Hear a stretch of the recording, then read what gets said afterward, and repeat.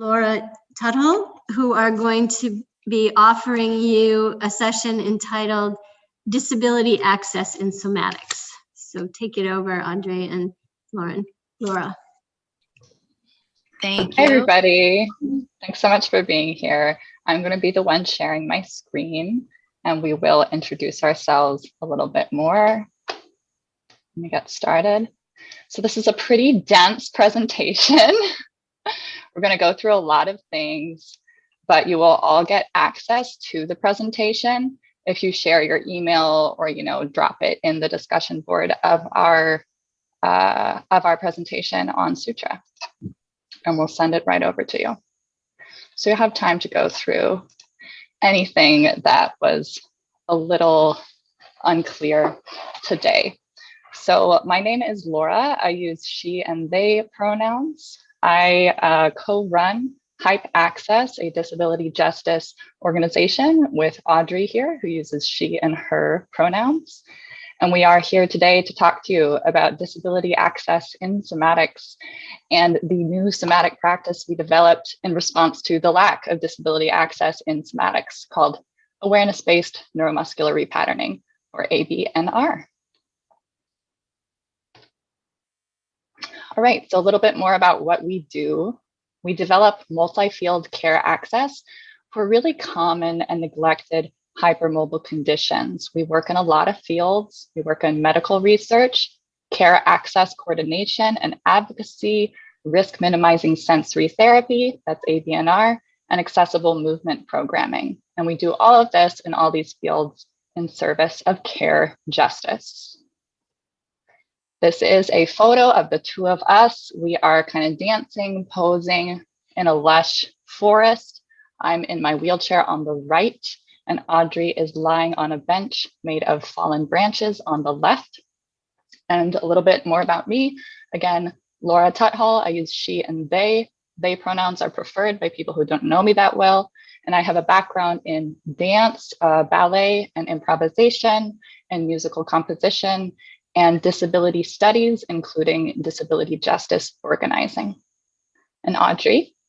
Yeah, I'm Audrey. Hello. My pronouns are she and her.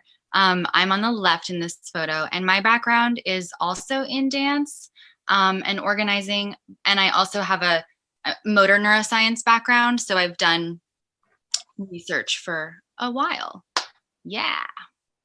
And I'm also disabled and hypermobile. So what we do is in all of our work is we center body experience. We think a lot about aesthetic value and societal value. We're interested in reframing that to support body experience. And so we work in the arts, somatics, and medicine and science. And we use research as a way to really test the efficacy, not only of our methods, but also as a way to practice, ethics-based research methods. Yeah, because science is also not super ethical sometimes. Disabled people.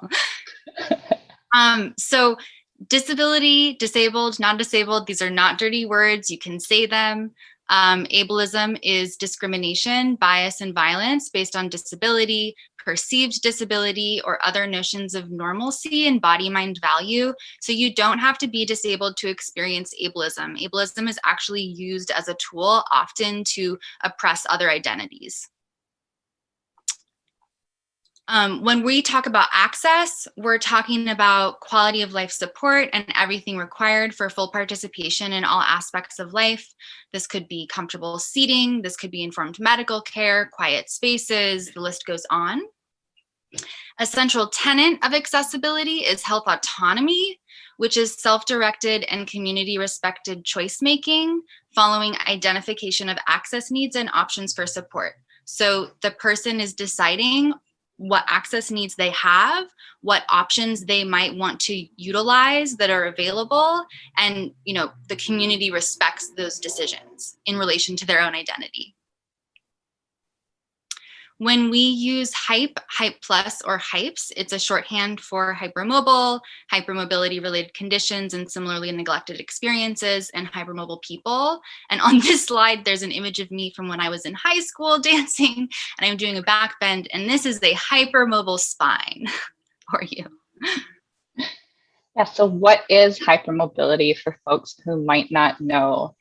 It's defined as a greater than normal range of motion or mobility in the joints, hypermobility. When it's in 4 or more joints, it's considered widespread hypermobility.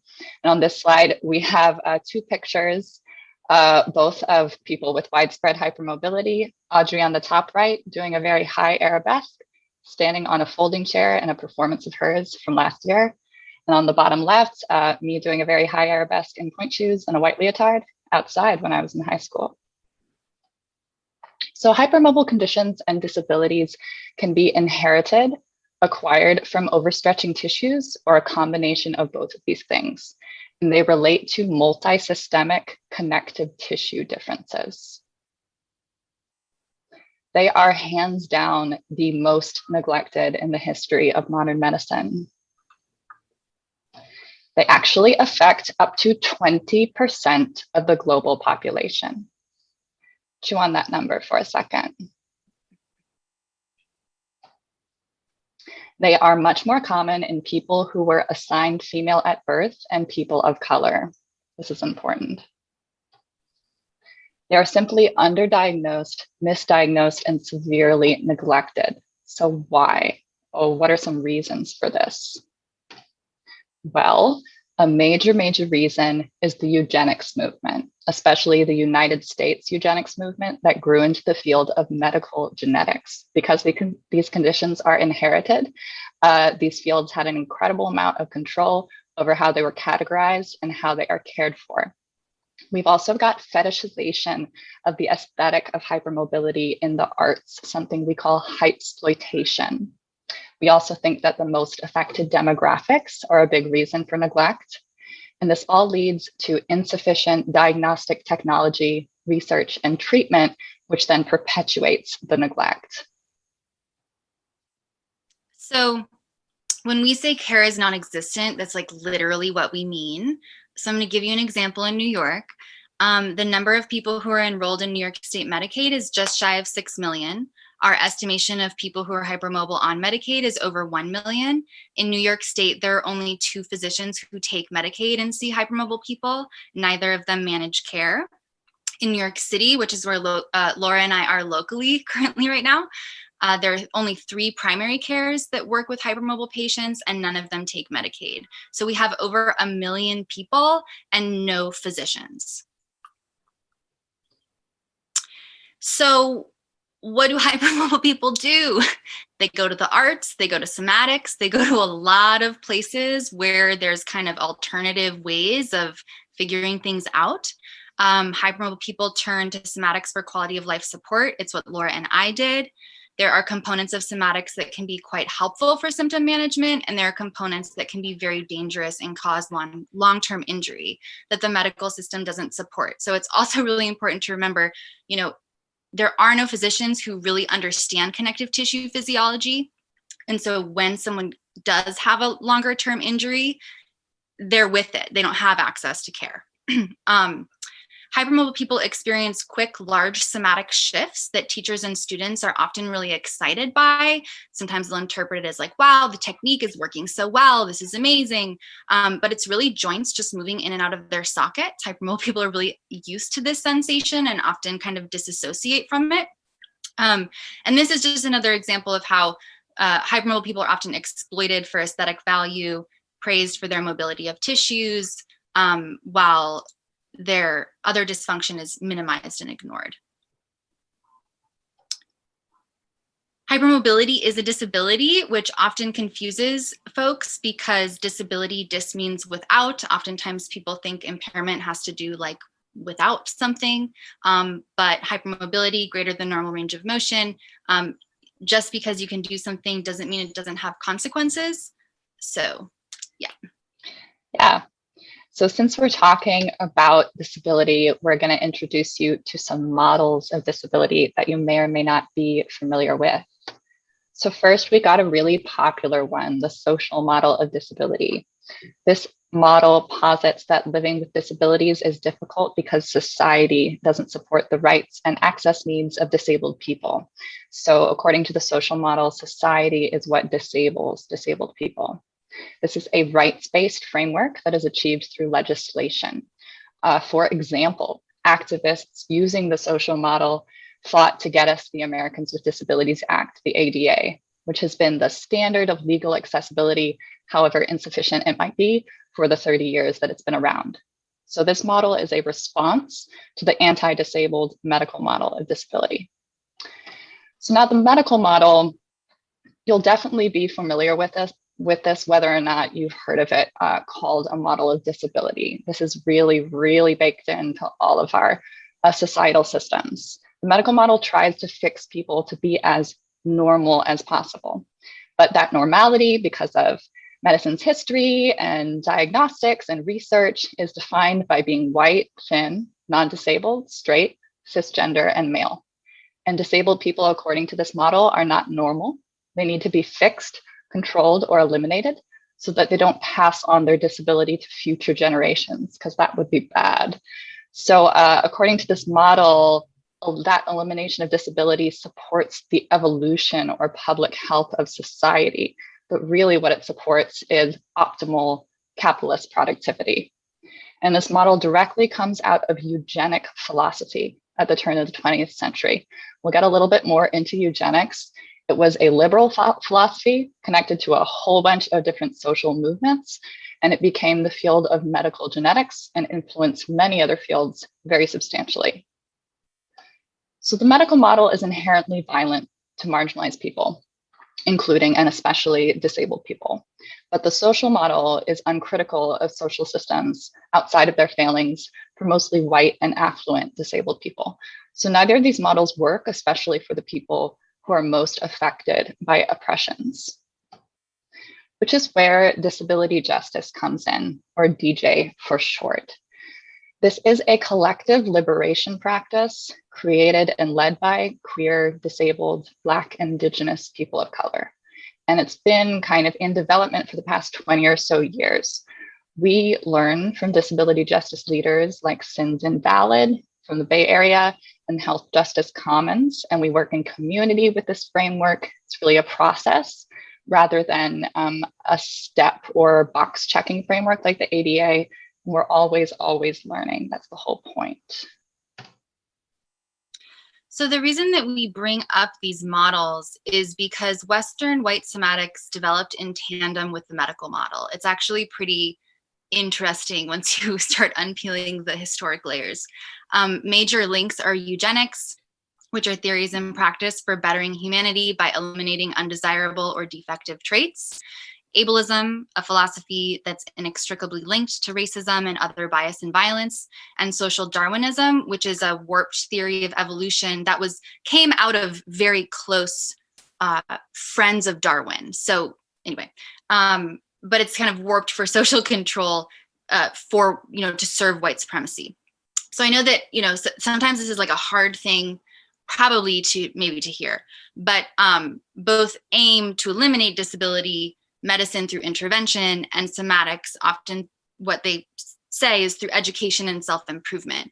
And that somatic language choice is in response to lawsuits and minimizes accountability and rights protections for consumers. Now, yeah, well, I'll have more to say.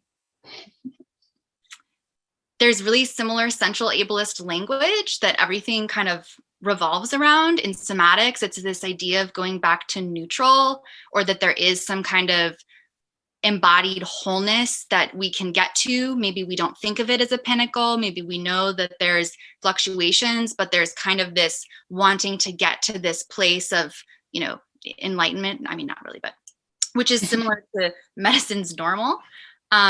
Western somatics also spreads its educational practices to help communities to make them better. That's colonialism via an idea of health that's very much based in eugenics.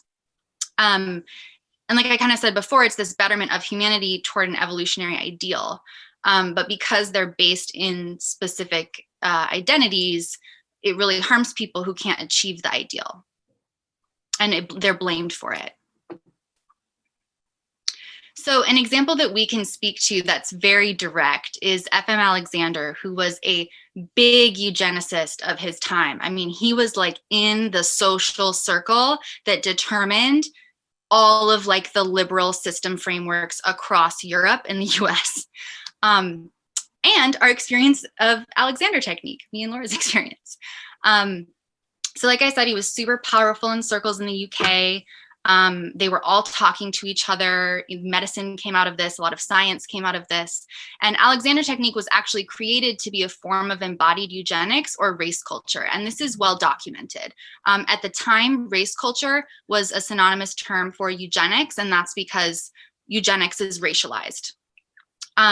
There's an image at the bottom of this slide of FM, and he is smiling. And on the side, there's a quote that says, "There is only one way of saying what the work is and what we are doing.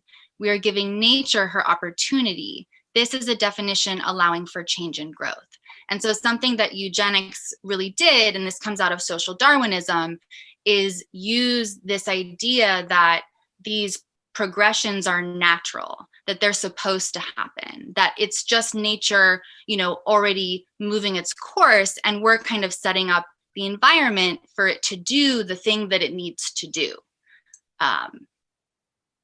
It's a claim of activity. Yeah.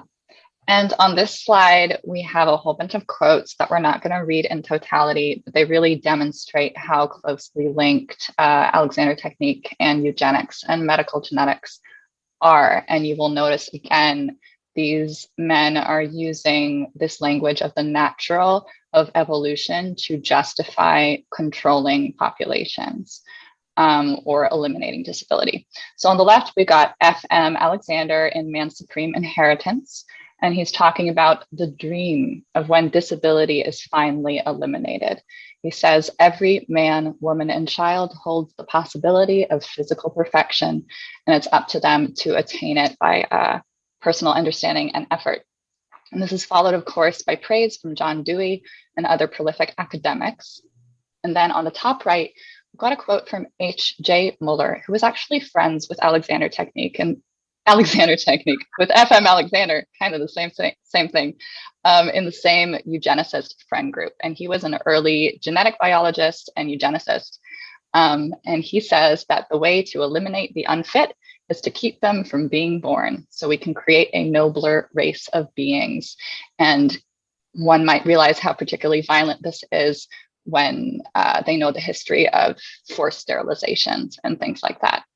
So really bold-faced eugenics there. Then we've got J.B.S. Haldane, who was friends with H.J. Muller, a little bit later genetic scientist. And he's talking about the dream, like FM's talking about the dream of controlling evolution. Haldane thinks we can control evolution by influencing gene production, but at his time, it was just a dream. And then finally, we got a quote from Victor McCusick, who was inspired by J.B.S. Haldane and is considered the father of medical genetics. And he describes his work at Johns Hopkins. What they do is identify deviant phenotypes and figure out how to modify those conditions. And the primary method they use is diagnosing embryos before they're implanted and discarding the ones that they consider defective. So the dream has been realized. This is all part of one eugenic lineage. And they were all kind of buddies with each other. So this is reflected in our contemporary experience in Alexander technique and somatics as a whole. So we both came to Alexander technique before we were diagnosed for symptom management, before we knew we were disabled. This is really common. And we had constant recurring injuries as hypermobile people in this training, which is the inaccessible price we had to pay for the relief that we also needed and got some from it.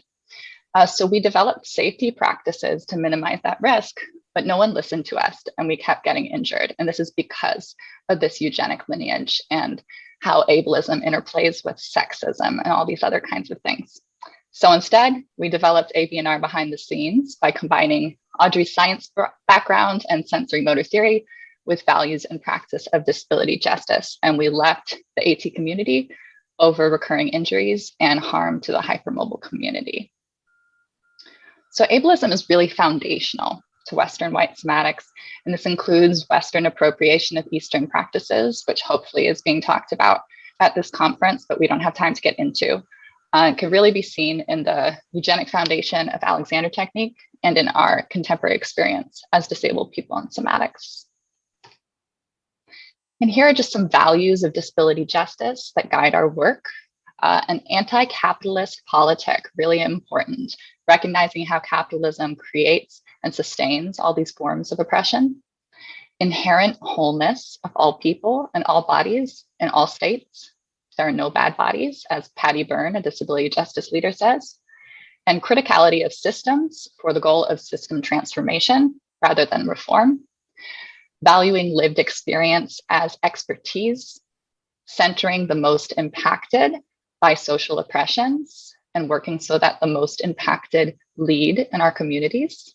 And harm reduction, recognizing that harm occurs in all of our communities, whether it's intentional or not, and working to change that. Before we get more into ABNR and how we think about accessibility in somatics, we just want to name some resistance that we encounter, and we're always interested in like feedback and the way we're communicating things. But often when we talk about ABNR, some people assume that what we describe is what people are already doing, and language is obviously limited in describing a lot of these phenomenon. But what this does is it really avoids accountability for systemic ableism, injury, and harm, because we're trying to communicate that we're doing something different. Decreasing disability is not the same as increasing quality of life accessibly. Oftentimes the goal is to decrease disability. That's maybe not as much of a choice by that person. You know, I mean, this is society's pressures. Practitioners might not think that they're fixing people or trying to eliminate disability, but unconsciously these ableist values are embedded. They're really not discussed in training courses, in these spaces. Name race, name disability, name transphobia, you know, like it's just not named. So then the approach to pain and other symptoms is guided by these values of that practitioner's practice with these inherent, you know, isms. So what did we do? So we utilized some basics of somatics, but our framework is really hypermobile accessibility, pro-disability autonomy, and harm reduction.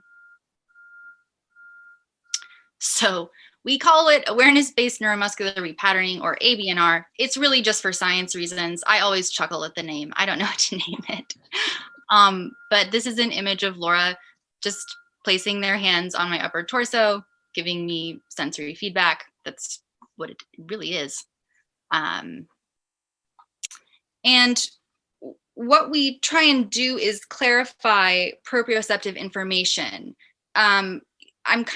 If you were in the last presentation, it's kind of nice you got an intro to sensory motor theory, because I don't really talk about it very much here. But proprioception is like happening all the time. It's the input from the receptors in your cutaneous tissues and joints, whether you're aware of it or not. It's basically, you know, the consistent feedback loop for all of your motor systems, autonomic and volitional. So we're interested in integrating anatomically related body sensations to explore access needs and access practice to understand, you know, what's going on in someone's body so that they can identify that for themselves. We're interested in maximizing quality of life and minimizing risk of injury. So we developed protocols that we'll go through that support hypermobility related dysfunction and risk of injury in every body-based practice. There is no hypermobile accessibility like anywhere. Body sensations are often impacted by chronic differentiated pain, repetitive connective tissue injury, adrenalization, malabsorption, care denial, many things. So our goal is to facilitate the development of a variable and responsive sensory baseline that individuals use to intuitively inform their care practices and activity choices. So we're going to talk about minimizing risk to increase quality of life. And some of these are really practical and some of these are really conceptual. They're not, yeah, they're kind of mixed in. But the first thing is that proprioceptive input integrates automatically. So a student or a client does not need to think, focus, or be aware for that information to be, received by the nervous system. For some people, focusing on body sensations is not supportive and may never be. So Zoom classes and verbally guided classes are not for everyone. They're actually not safe for everyone. Proprioceptive deficits are really well characterized in hypermobile people and hypermobile disability, and that's because connective tissue differences impact sense receptors. These receptors for all of our motor systems that are that feedback loop of sensory information are in connective tissue, even if they're wrapped around muscle fibers in the muscle belly. They're housed in connective tissue. So what all of this means is that haptic feedback or touch directly addresses the impact proprioception has on the motor system without conscious attention. Which is why in some somatics, or in some somatic spaces, everyone talks about like you develop habits, right? You're developing habits. That's just sensory information being integrated in a certain way and then motor output. People think you need to be conscious, but that's really not how the sensory motor system works. It happens without having to really focus on the student's part. Increasing load is something we talk about. We name it as a really ableist way of valuing things, because we're, the increasing load generally indicates we're going toward like more able-bodiedness or non-disabled state. But the way that we have this organized is just more like what is really safe, and then what kind of things then introduce sometimes more risk. The first thing is access check-ins, providing space for someone to identify body sensations and ask themselves, is this useful right now? Like that, developing that process is number one. Sensory clarification is really important before sensory integration in stillness or any kind of initiated movement. The small range movements that we do facilitate clarify joint articulation, and as many torso joint supported as possible is better for that. So we always start horizontal. Vertical is an option. We don't necessarily go there. It's not really necessary, but we always avoid off-gravity activities. And the anatomy education that we integrate centers connective tissue physiology within the sensory motor system. So we really talk about how connective tissue is really this place of like communication between systems, and how they can affect each other.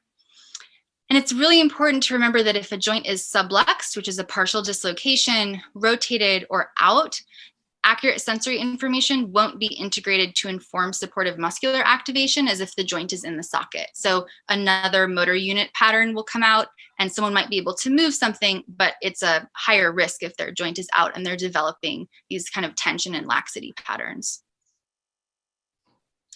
Yeah. So another big part of this is valuing and really kind of developing sensory intuition. So everyone modulates their own intensity of engagement. That's not up to us to decide for them. And no one ever has to move, be in a specific position, or stay still. It's all up to them. And any increase in pain or discomfort indicates that what's being done is not supportive. And we really don't believe that people need to go into the unknown to discover. That's actually really dangerous for hypermobile people. Instructions given are suggestions that require interpretation in relation to a client's own body schema. And that current body schema is not wrong and should be honored. We don't believe in things like debauched kinesthesia as a concept to be used pedagogically.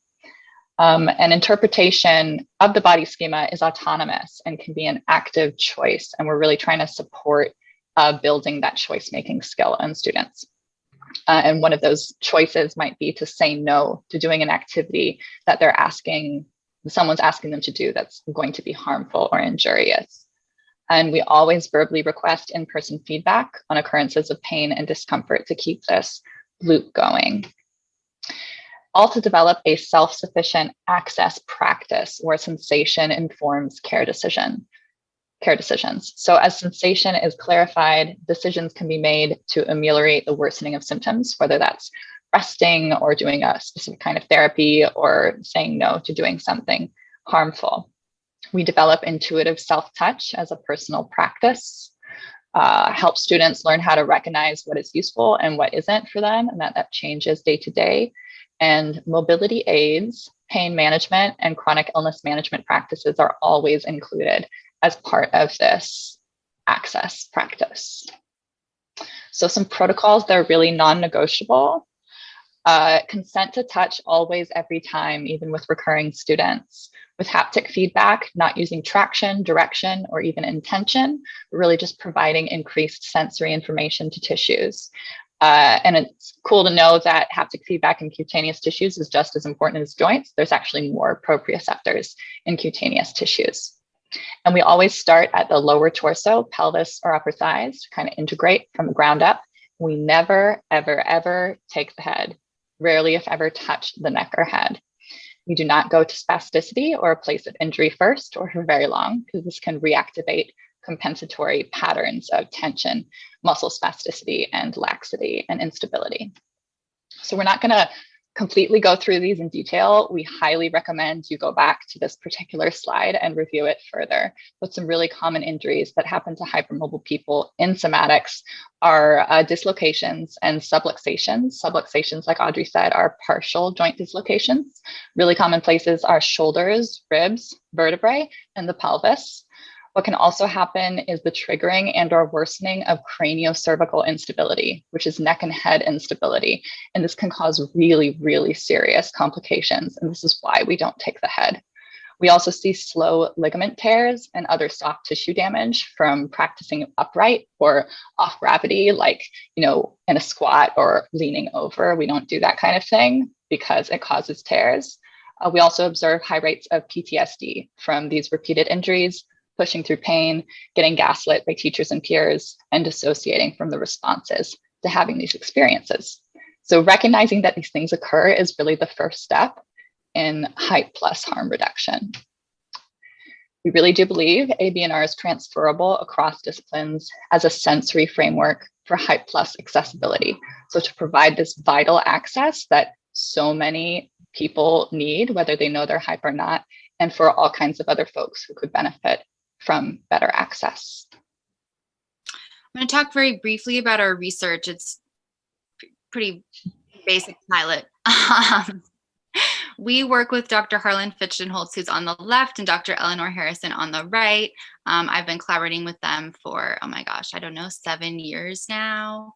Our IRB oversight is at Keene State College, and we use the research process to test the validity and efficacy of our methods and also practice justice-based ethics within the scientific process, which is what I tried to say earlier, but it didn't quite come out right. So we did a pilot in 2019 looking at ABNR as a symptom management intervention for people with EDS and HSD. And we just compared data before and after a 10-week intervention.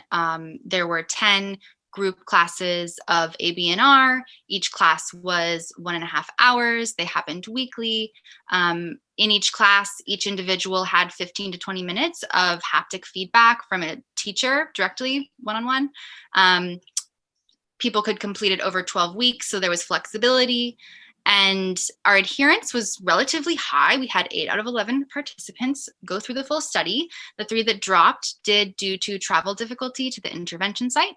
And we collected data on measures of balance, pain, fatigue, quality of life, kinesiophobia, which is fear of movement. It's a very ableist questionnaire. It's actually terrible, but we need to prove them wrong. And we also collected information on if anyone had any increase in pain or dysautonomia during any of the classes. Dysautonomia is a really common comorbidity. It's autonomic nervous system dysfunction, essentially. So the 2 sets of bars on the left are the static and dynamic balance scores following intervention. Both static and dynamic balance significantly improved and actually pushed all participants out of the zone of fall risk, which is really fantastic. Fatigue and pain experience also improved significantly. There's those p-values. And then quality of life also improved, but like barely significantly, but 0.04 is a p-value, which really doesn't mean it's like a strong trend. We would probably need more people. We'd want a control group. We'd want a longer intervention to really see if this is more probable. And what was interesting, though, is that there was an increased trend in kinesiophobia. So fear of movement actually increased amongst participants, which we interpreted as people identifying that there are movements that are damaging to them and saying no, kind of in relation to their own experience. Our conclusion, the data indicate that ABNR is feasible and well tolerated in this population. The average incidence rate of increased pain or dysautonomia was 0.75 instances total per class. We'd like to get it down to 0. And this is on our website. We have like so much information on our website. Our website is a thesis. So if you want like a bunch of background information, like please dive in. But this is a proposed mechanism flowchart. Essentially what this means is that with ABNR, we're really targeting the proprioceptive deficits and muscle tendon dysfunction, and kind of through a domino effect that, over time will improve quality of life by decreasing pain and fatigue. Yeah, so we just have a final thought to leave you with. We think that if it's not your experience, you shouldn't be an expert in it because your expertise is going to be based off inherently biased perceptions of marginalized people's experiences. And importantly, even if you share identities, you're still going to have biased perceptions based on your own history and conditioning. This is really essential to recognize. An example of this is practitioners who share the same condition, but really work toward ableness or being more high functioning, being able to do more things, even if it is painful, and then injure disabled people who share their condition. So we're really arguing to let disabled people, practitioners, and activists who are using liberatory frameworks lead in our communities. So that's all for now. We don't really have much time for questions, but you can put it in that board on our conference page. And again, if you share your email with us, we will give you access to this entire presentation in addition to a disability justice resource list. You can find pretty much all our information at hyp-access.com, HYP-ACCESS. I'm going to stop my share. Yeah. And if anyone has, one question I think we have 2 minutes, but we can also wrap up if everyone's like burned out and ready to leave. So yeah, you can drop your emails in the chat or put them in the board or go to our website and just email us. Yeah, we'll collect them from where they are, where they end up. Yeah, so this is Mary Abrams again, and if, like they said, there's still a couple minutes for questions, but I also just want to say thank you, Audrey and Laura, for this amazing presentation, and thank everyone else for joining for the presentation as well. They've mentioned you can continue the discussion on the discussion board, and you can get to that discussion board back on where the description for the session is. So. But feel free to ask questions or send some other comments. Yeah, and we answer our email all the time. So eventually, if you have, it might take us a couple of days if we're really busy, but yeah, if we will get back to you.